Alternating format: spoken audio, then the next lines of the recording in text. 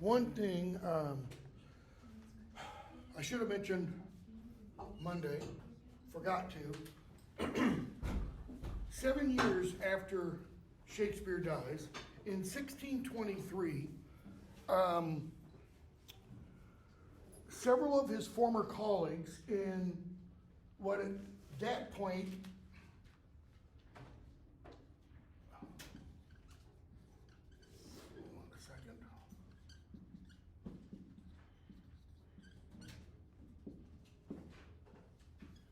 let's say roughly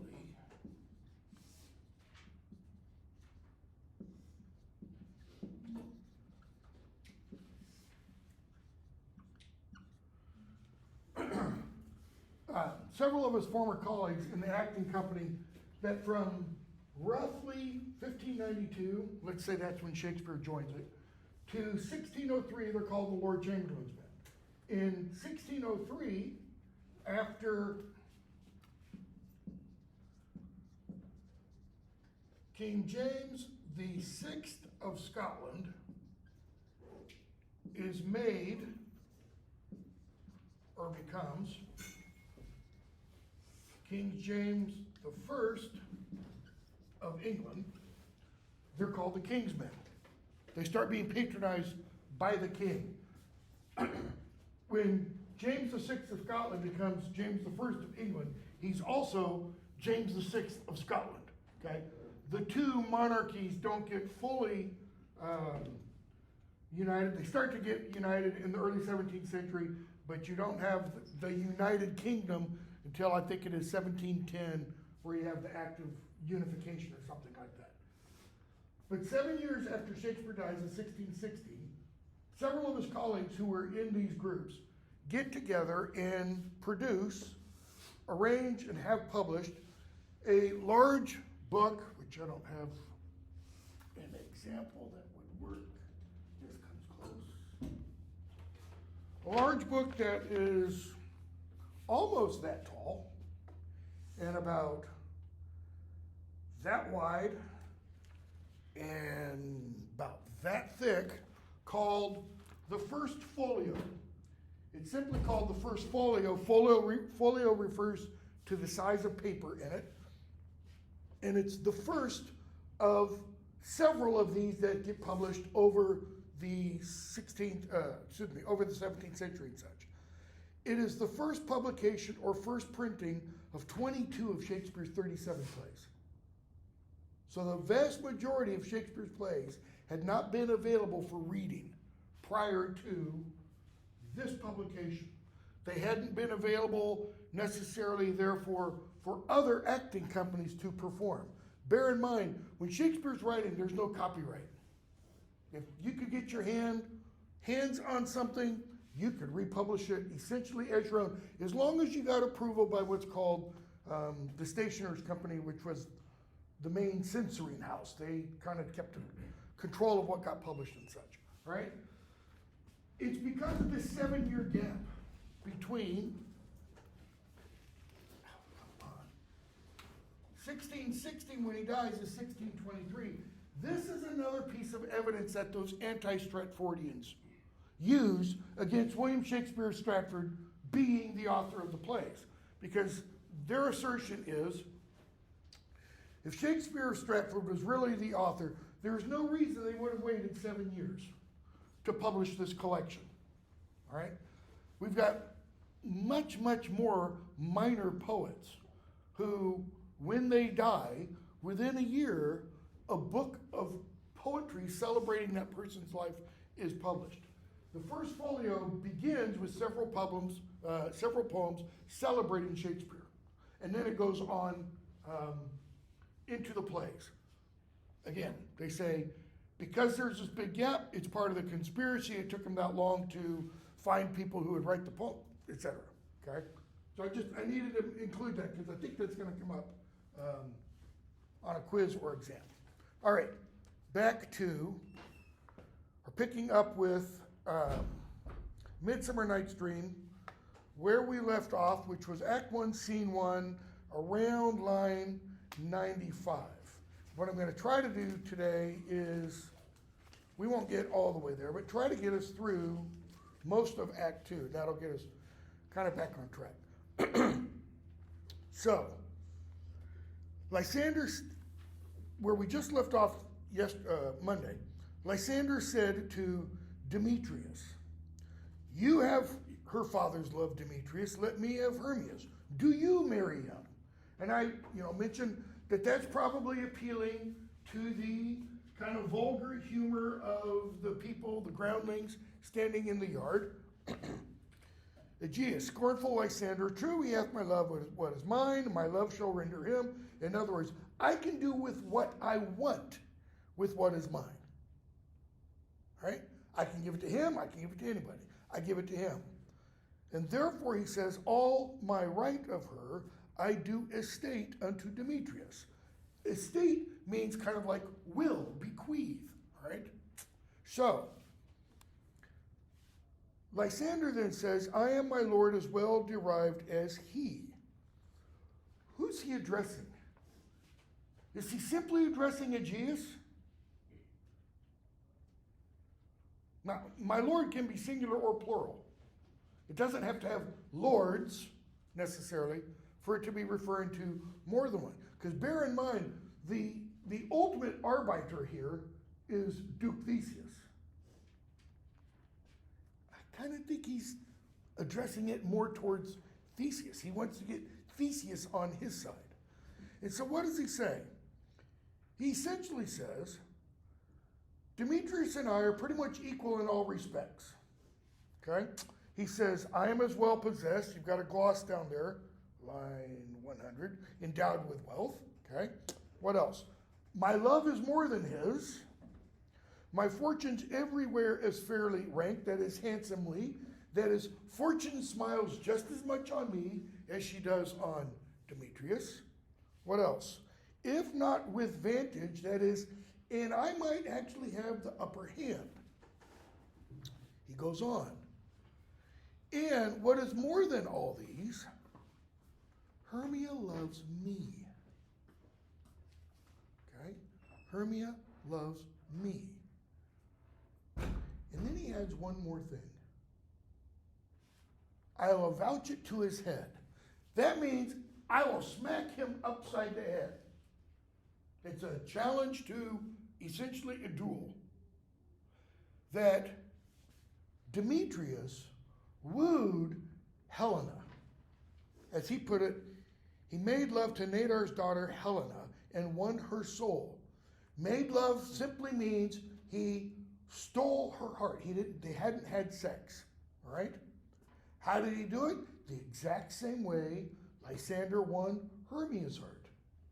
He sang songs, he wrote poetry, he gave gifts, etc. And so he says, and therefore she, sweet lady, devoutly dotes in idolatry upon this inconstant man. Doting is going to become a theme throughout the rest of the play. Because what does it mean to dote on something?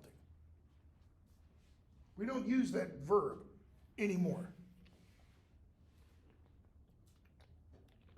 It means to pay inordinate, unnatural attention to. It's kind of like to lose your mind over and just focus constantly on this, one thing or this one person. It's usually described of people who have kind of lost their mind. They become enamored. They become entirely focused on one thing to the exclusion of everything else. And that's where Theseus says, I'd heard about that. In fact, I meant to talk to Demetrius about that. Why? Why is it Theseus' business? He's the duke. He's in control of the city. It's his job to maintain civil peace, the commonwealth, so to speak. Okay? So he says, Aegeus, Demetrius, come with me. Aegeus, I have some things to talk to you about, some private schooling. Okay? And also to Demetrius. He tells Hermia.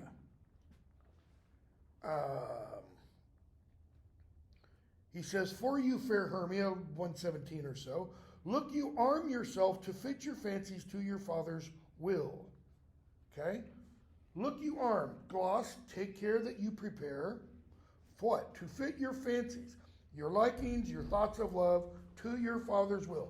In other words, he's saying, start now doing what's called cognitive therapy. Make your mind think that you can be in agreement with what your Father desires for you. He's saying, forget what your heart says. Earlier he said, you need to look with your Father's eyes, with judgment. Okay? So he goes on. So do that. Bend your mind to your Father's will. Why? Or else the law of Athens yields you up. Yields. Gives you up. To what? Two options. To death or to a vow of single life. Bend to your Father's will, or you die, or you become virginal nun forever. All right? And then he says, come, my Hippolyta. What cheer, my love?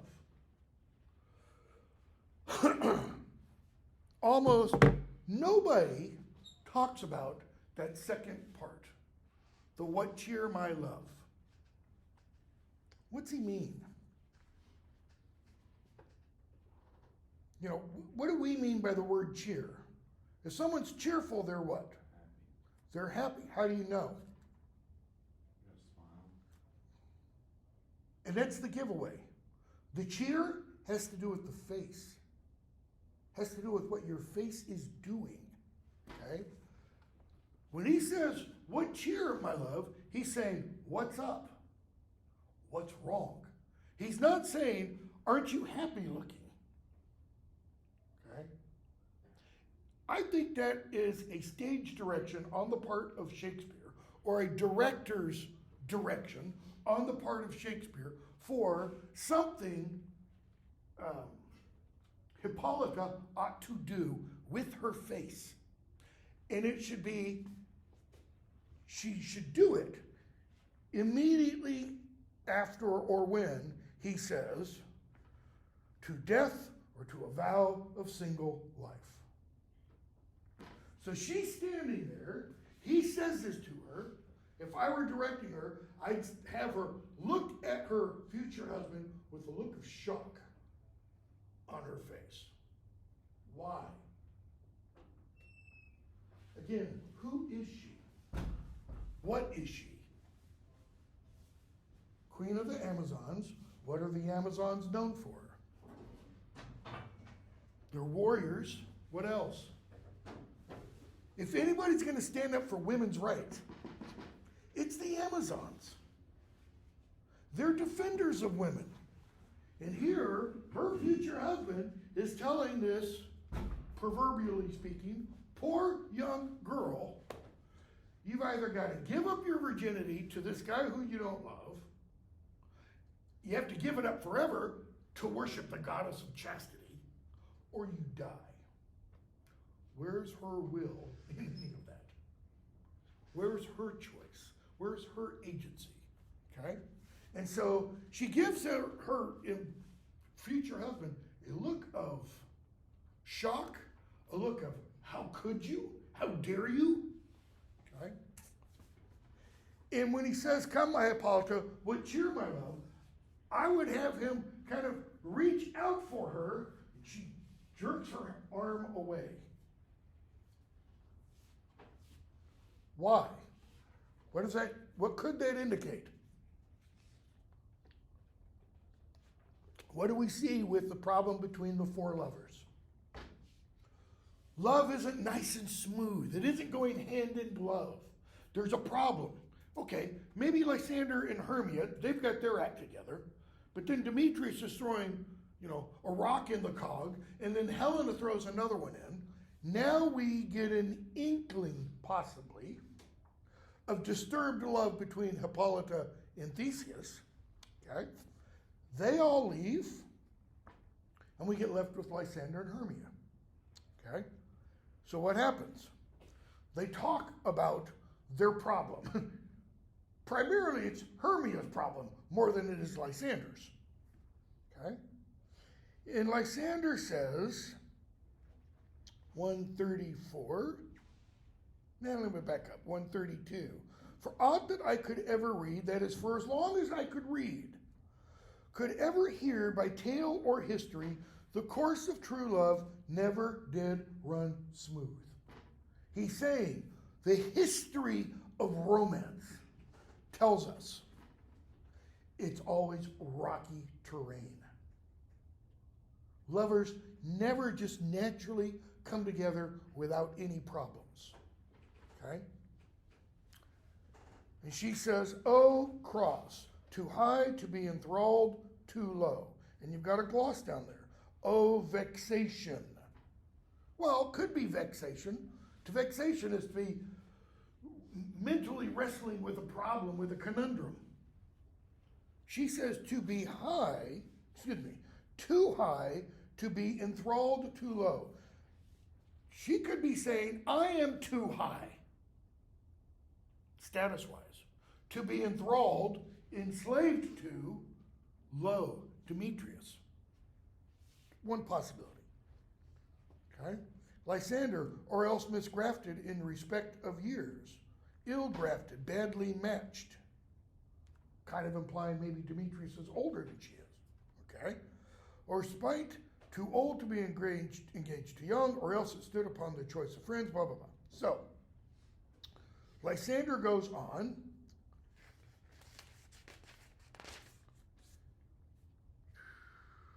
No, let me pick up with Hermia. Page 1186, line 150. If then true lovers have been ever crossed, like this, okay, if they've always been running not together, but always at opposites, at odds, if a problem has always been thrown in their way, it stands as an edict in destiny. In other words, this must be the norm. This is how it's meant to be. Then let us teach our trial patience. If this is how it always is for all lovers, she says, then we need to learn from this. And what do we need to learn? Patience. What's patience? Everybody knows what it is, but many people can't put it into words. If you're told to be patient about something, internally, what is going on in the person who's told to be patient? They're suffering. To be patient doesn't mean to happily accept. It means to endure.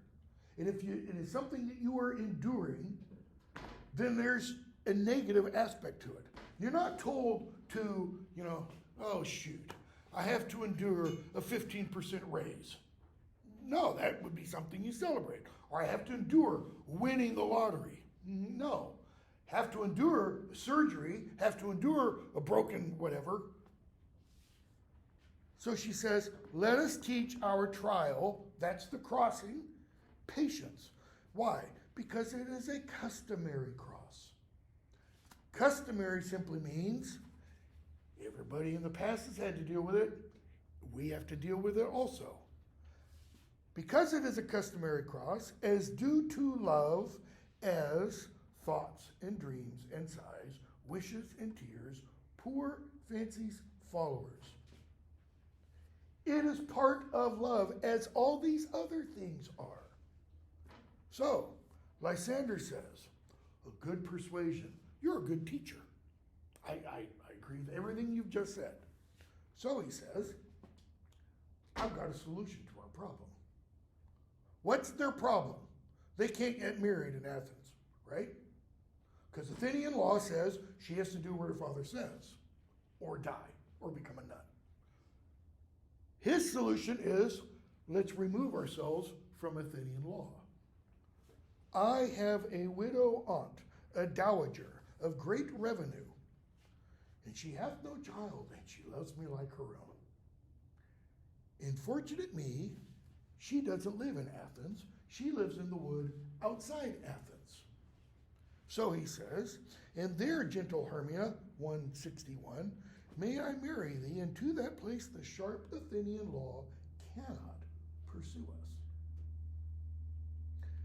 If we go to the wood, to my dowager aunt's house, we can marry and Theseus, and your father can't touch us. Just like Shakespeare's team, acting company, performing plays on the south bank of the Thames. They could do all kinds of stuff. And the Lord Mayor of London couldn't touch them. If they were just on the north bank of the Thames, he could shut them down. All right? So, he says, tomorrow night, meet me in the wood a league from town. So, at this point, there are 4 days until the wedding. Tomorrow night, there will then be 3 days until the wedding. So we're getting passage of time. And she says, great idea, I'll do it. Helena comes in. We've not seen Helena before. She comes in, they talk back and forth, and she talks about how in love she is with Demetrius, and Hermia, how in love she is with Lysander, and Helena's like, oh man, you two have got it made because you love each other and there's no problems. So, 208, Lysander says, Helena, we're going to tell you what we are planning. Why does he tell her? What purpose is there to tell Helena that he and Hermia are going to run away to the woods and get married? Because it will maybe break Demetrius's desire for Hermia because she'll no longer be there?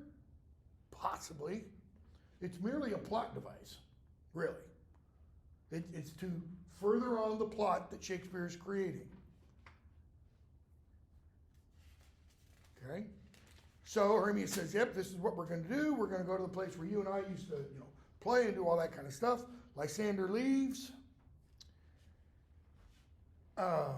Hermia leaves, and Helena gets a soliloquy at the end of Act 1. And she says, 227, through Athens, I am thought as fair as she. As fair means as beautiful. But that doesn't mean anything to Demetrius. Okay? And actually, within the course of the play, we're going to be told that Hermia and Helena are actually quite different appearance-wise. Helena is tall and willowy, like a supermodel. Hermia is shorter, slightly stouter, doesn't mean she's fat by any means, okay? Helena is light complected and light hair, probably blonde. Hermia has a dark complexion, possibly black, okay? And dark hair, definitely black hair. It's called raven, right? So tall, willowy blonde, shorter, and dark complected and dark hair. So she goes on and talks about how Demetrius is erring, or erring if you want, by being in love with Hermia and how he should love her and such. And she tells us, because it is a soliloquy, and bear in mind a soliloquy always expresses that character's innermost thoughts. A character in a soliloquy never lies. Because why would you lie to yourself, right? And she tells us, tomorrow, I'm going to go into the woods too, and I'm going to tell Demetrius. So, she'll tell Demetrius, so he will follow Lysander and Hermia into the woods, and then she will follow Demetrius. Okay, bear in mind, you've got Athens over here, the wood over here. Athens represents reason, rationality, morality, order, law, civilization. The wood, the opposite of all of those. Okay? Scene 2. Going to pretty much go over this part very quickly. We get introduced to the rustics, or the rude mechanicals. These are the skilled tradesmen, all right? And we find out when Philostrate went among the youth of Athens to stir up, their desires to put on shows and stuff for the wedding of Theseus and Hippolyta, this group has decided to put on a play. And it's going to be called,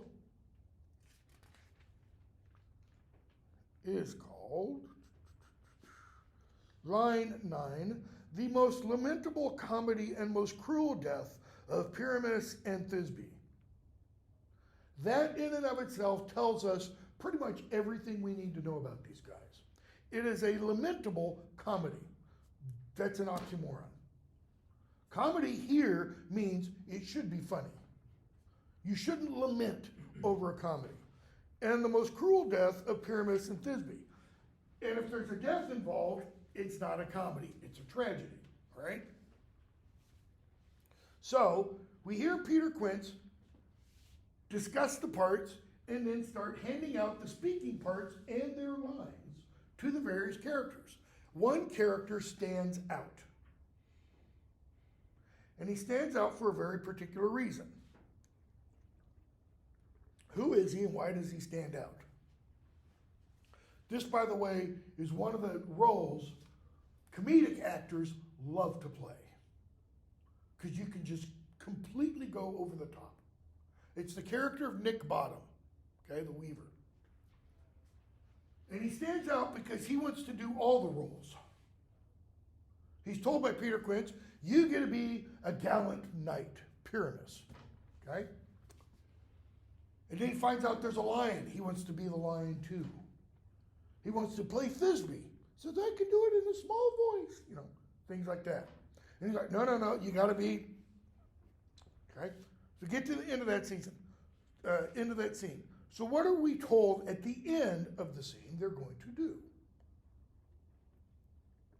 Are they going to practice at home? Are they going to find some place in Athens to rehearse? No. They're going to go out into the wood. So now we have the 4 lovers going out into the wood, and now we have these 5 or 6 tradesmen going out into the wood also. Okay? Act 2, scene 1, a wood near Athens. So,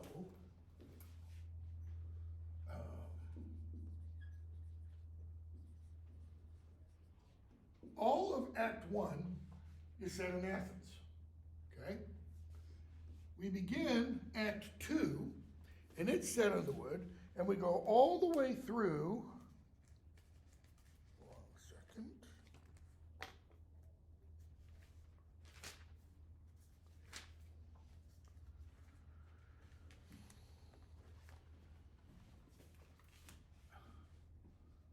All the way through Act 4, Scene 1. So all of Act 2, all of Act 3, the first scene of Act 4 are set in the wood, and then Act 4, Scene 2, to the end are back in Athens. So the greatest part of the play, the most part of the play, is set in the wood. So, a fairy comes in through one door, and Robin Goodfellow or Puck at another. So do a larger version of the stage. Stage, by the way, I didn't mention this the other day. It's about 42 feet wide and 24 feet deep. So you have the tiring house back here, and usually it's got 2 doors, okay? At Shakespeare's Globe, there can be a 3rd door here so that you can have people entering simultaneously in different and going out different areas. Generally 2 doors though, all right? And so one fairy comes out one door and Puck comes out the other door. So Puck asks the fairy, how now, spirit, whither wander you? And he goes on and says some things, okay? And that fairy is a servant of Queen Titania. Puck, who's a servant of Oberon, says, line 17 or so, the king doth keep his revels here tonight. Take heed the queen come not within his sight. For Oberon is passing fell and wroth, because that she as her attendant hath A lovely boy stolen from an Indian king. She ne'er had so sweet a changeling. So, the king is angry at the queen. Remember the great chain of being? And within each section, you have a hierarchy itself, and even that hierarchy ultimately breaks down.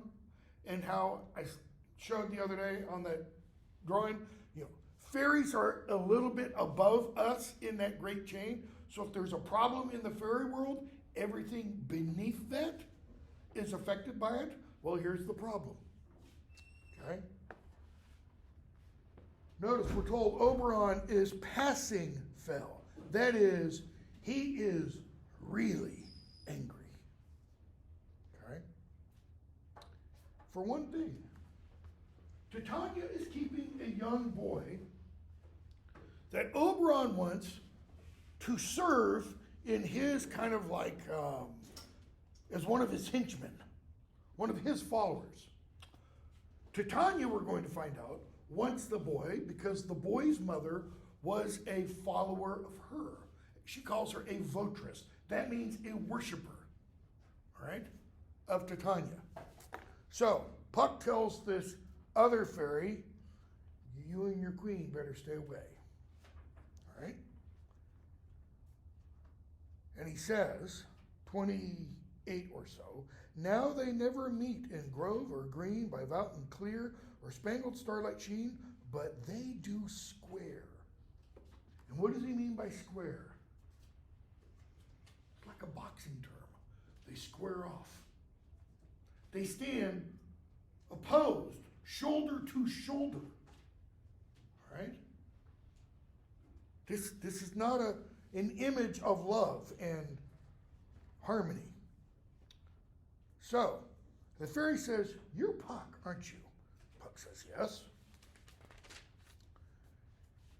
Talks about the kinds of things he does, kinds of tricks he plays on people. And in come one door, Oberon and his followers, and in the other door come Titania and her followers. And Oberon says, ill met by moonlight, proud Titania. In other words, this is not a judicious meeting. This is not an appropriate meeting. What? Jealous Oberon? What's he have to be jealous of? Fairy skip hence. I have forsworn his bed and company. That tells us the problem. Here you have a husband and wife who aren't sleeping together. I don't mean necessarily sex, just they're not even in the same bed. And in fact, she says, not only have I forsworn his bed, I've forsworn his company. I don't even want to be in the same space as he is. They can't stand looking at each other. Tarry, rash wanton. Now you've got a gloss there for wanton, about line 62. Headstrong creature. That is one meaning. There's another easier meaning. There's a principle in philosophy called Occam's razor. Occam's razor, named after a Scottish philosopher. Occam's razor is essentially the easiest, simplest answer is usually the right answer. In other words, you don't have to search to some great depth when there's something that is easier and more likely to be true. Occam's razor would say, wanton here has its meaning that we would probably know something about today. Loose. He's calling her promiscuous, sexually loose. Tarry, rash, wanton. Like, you whore. Am not I thy Lord? What does that mean? Just as Aegeus, according to Theseus, should be as a god to his daughter Hermia, Oberon is suggesting I should be like that to you. He is her Lord. All right? Notice her response. Then I must be thy lady. Oh, if you're my Lord, then yes, I must be your lady. By the way, both those words, Lord and lady, they go back to Old English. They have to do with bread. The word Lord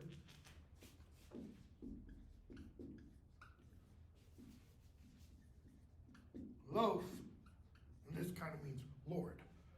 Levity is the lady of the loaf. Okay? Why? Because the loaf it's like the primary eating material. It's the stuff that nourishes at the center of a home, right? So, she says, then I must be thy lady. And what does she do? She says, but I'm not your lady. Why? Because I know when thou hast stolen away from fairyland and in the shape of corn, sat all day playing on the pipes of corn and versing love to amorous Phillida. Okay? What Shakespeare does there is he picks two names out of very common what's called pastoral poetry. Okay? Corin, the young shepherd or the young guy who works in the fields, and Phillida, kind of like the farmer's daughter, the milkmaid, right? In pastoral poetry, you have the setting is always rustic. It's out in the country, it's out in the fields, and it is celebrating the ordinary, common, everyday virtues and joys and hardships of life on the farm or on the field, not in the city. So she says, am I not your lady? Huh. But I know when you leave fairyland and you do what? You go out and you dress in the form of a Corin, okay, a Tom, Dick, and Harry, so to speak, to do what? To woo the milkmaid, the farmer's daughter. Why are you here? Come from the farthest steppe of India, but that, forsooth, the bouncing Amazon, your buskin mistress and your warrior love, to Theseus must be wedded. So she asks him a question and answers it. Why are you here? Oh, I know why you're here. You're here because Hippolyta's here. And Hippolyta is getting married to Theseus. And what does she call Hippolyta? Your warrior love. One thing about Theseus in Greek mythology, he has a lot of lovers. In fact, she's going to refer to some of them. All right? You come to do what? To give their bed joy and prosperity. You've come to bless their marriage. Oberon, how canst thou thus for shame, Titania, glance at my credit with Hippolyta, knowing I know thy love to thee? How dare you bring up my credit, my belief? Credo means I believe, okay? My trust in Hippolyta, when I know about your love to Theseus. Didst thou, and he goes on and talks about, didst thou not lead him through the glimmering night from Perigonea, a woman whom he ravished, and make him with fair Aglis break his faith with Ariadne and Antiope, two other women? These are the forgeries of jealousy. You're not really jealous about that. What does she mean? What's your real problem, Theseus? She knows what it is. I've got the little boy. You want him. Okay? And she talks, 85 and following, she talks about all these problems in the natural world that are the result of their discord. Their not living in harmony has resulted in fogs, we're told, in pelting rain, in all kinds of problems. All right? The human mortals, line 100, want their winter here. That is, it's warm. The weather is not the way it should be. No night is now with him or Carol blessed. It's like they've forgotten Christmas. So, she goes on and talks about all the problems, and Oberon says, then fix it. Do you amend it? It's in your power. Why should Titania look at the verb he uses? Cross her Oberon. It's like, I'm walking here and she cuts him off. That's what he means by cross. I just want the little changeling boy. Changeling boy, right?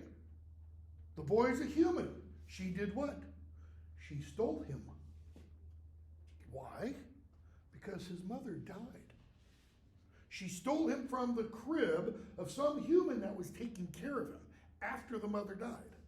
That's why the boy is a changeling. He said, I just wanted to be my henchman. Set your heart at rest. That's her way of saying, ain't gonna happen. The fairy land buys not the child of me. The fairy land, she'll say later on, not for your entire kingdom will I give this boy. Why? She's honoring the boy's mother because the boy's mother was a worshiper of her. Okay? For her sake, she says, line 137, I will not part with him. How long are you going to stay here? Gets to the point. She says, till after the wedding day, and then she says, if you'll patiently dance in our round, that is our particular dance, you can stay. Give me the boy, I'll go with you. Not for thy fairy kingdom. Okay? So, they leave. They, Titania and her fairies. Oberon's left with Puck and his fairies. And Oberon says, as she walks out, go thy way. Thou shalt not from this grove till I torment thee for this injury. Okay, so he's just issued a threat. My gentle Puck, come hither. And so he tells Puck to do something. Okay? He says, remember when? Puck says, yes, I do. He says, okay. Do you remember the arrow being shot and it landed on a flower that maidens call 168 or so? Love in idleness, fetch me that flower. It's a pansy. Okay? Fetch me that flower. Why? Because that flower has a juice that when you squish it into someone's eyelids, when that person wakes up, they will be madly in love with the very first thing they see. Get me the flower. Okay? Puck says, I will. I'll round about the earth in 40 minutes. Having once this juice, Oberon goes on, I'll find Titania when she's asleep and I'll squeeze it in her eyes. So that when she wakes up, the next thing she waking looks upon, be it on lion, bear, or wolf, or bull, on meddling monkey, or a busy ape, she shall pursue it with the soul of love. Meaning, everything else will fall by the wayside. And her one thing will be to pursue this object. And he says, and before I remove this charm on her eye, I'll persuade her to give me the young boy. Why? Because she won't care about the young boy when her mind is all directed to this object of her love. And then he says, someone's coming. I am invisible.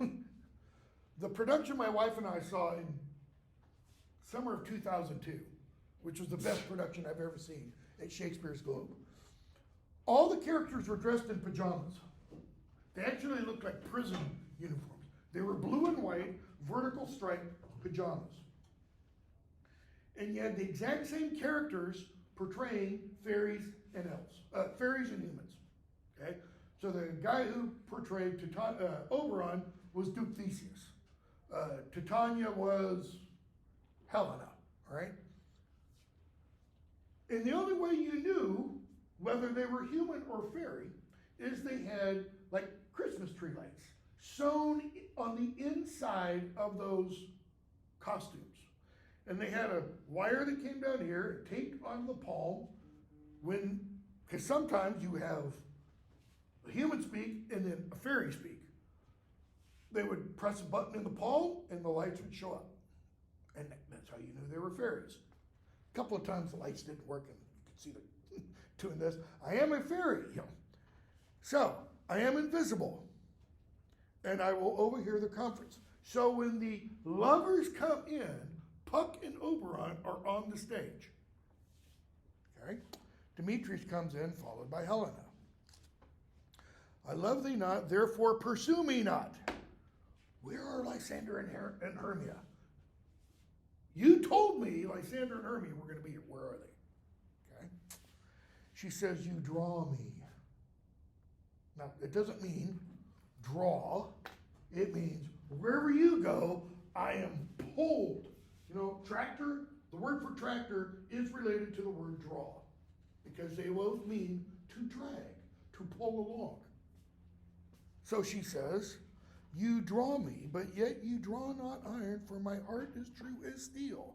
Leave you your power to draw, and I shall have no power to follow you. Stop attracting me, and I won't follow you. What is he doing to attract her? Absolutely nothing. It's not like he's actively trying to. But he did before, remember. Before the play opens, he won her heart.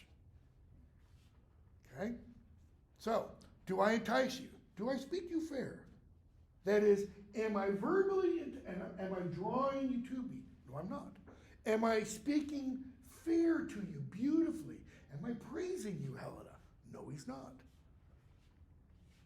Do I not in plainest truth tell you I do not know I cannot love you? She says, and even for that I love you the more. And then she really abases herself. I'm your spaniel. I'm your dog. Okay? The more you beat me, the more will I fawn on you. We could talk about all kinds of things here. Battered women. Because what do battered women often do? They cannot leave the one who batters. Oh, he doesn't mean it. He just gets like that. When, fill in your blank, he drinks, he gambles, whatever. Use me but as your spaniel, spurn me, strike me, neglect me, lose me, only give me leave, and worthy as I am to follow you. What is she really saying there? Is she really saying that she's into, bondage and sadomasochism? No, it's not what she's talking about. She is saying, do anything to me, but I will still follow you. Why? Because his doing anything to her is an action to her. Notice what she doesn't say. Totally ignore me. Just don't look, don't talk it. Okay? He says, tempt not too much the hatred of my spirit. I'm sick when I look at you. She says, I'm sick when I don't look at you. She's using what are called Petrarchan conventions, which I'll talk about a little bit later. So he finally says, you're putting yourself in a dangerous position here. He says, you impede your modesty to leave the city and commit yourself into the hands of one that loves you not, to trust the opportunity of night and the ill counsel of a desert place. What is he getting at without coming out and saying openly? I could rape you. That's the impeach your modesty. I could take advantage of you. I don't love you. Do rapists love those that they rape? No, they do not. It's nighttime. We're out here in the woods all by yourself. Who's going to hear your screams? No, you could take that as a threat, obviously. And she says, your virtue is my privilege. Privilege means right of law. She's saying, I trust you, Demetrius, because of the virtue of your gift. You would never do that to me. And she's right, he wouldn't, okay? She says, when I see your face, I think I'm not in the night. Oh, what does she mean? You're like the sun to me. Wherever you go, it's daytime. Demetrius, I'm going to run. So he tried to threaten her. He tried to warn her to get her to run back. So he says, I'm going to run off into the woods. All right? So Demetrius leaves, and then Helena leaves. Oberon says, fare thee well, nymph. Before you leave this wood, you will fly from him, and he will be begging for you. He's telling us, oh, payback's going to be a you-know-what. So Puck comes back, and Oberon says what he's going to do. He says, I'm going to find Titania, I'm going to put this in her eyes, and make it so that when she wakes up, she'll fall in love with something horrible. He says, meanwhile, you go around this wood and find a man dressed in Athenian garb. There's an Athenian woman in love with him. Make him fall asleep so that when he wakes up, she will be the first thing he sees. Did he tell him what he looks like other than he's wearing Athenian clothes? No. Did he tell him his name? He, Oberon, tell Puck the Athenian youth's name? No, he didn't. Okay? Scene 2. Titania comes forth, and her fairies sing and such. We're skipping a bunch. And her fairies sing her to sleep. She falls asleep. Oberon comes in, puts the juice in her eyes, and says, what thou seest when thou dost wake, do it for thy true love's sake. Love and languish for his sake. Be it, and he lists all these animals, in thy eye that shall appear when thou wakest, it is thy dear. Wake when some vile thing is near. You know. Lysander comes in with Hermia. Where is Titania? She's asleep on the stage, but they can't see her because she's a fairy. Lysander and Hermia come in, and what does Lysander do? They can't make it to his aunt's house at night, so they've got to stop and camp for the evening. And he says, let's lie down together, back to back, body warmth and stuff. And she says, Lysander, you sleep over there and I'll sleep over here, okay? We'll pick up there, didn't even get to Act 2, or didn't get through Act 2. We'll pick up there on Friday. I'm going to put up a quiz. We'll pick up where Lysander and Hermia come in. I'm going to put up a quiz over background stuff to Shakespeare and probably the first act or two. Today it'll be due probably Saturday or Sunday.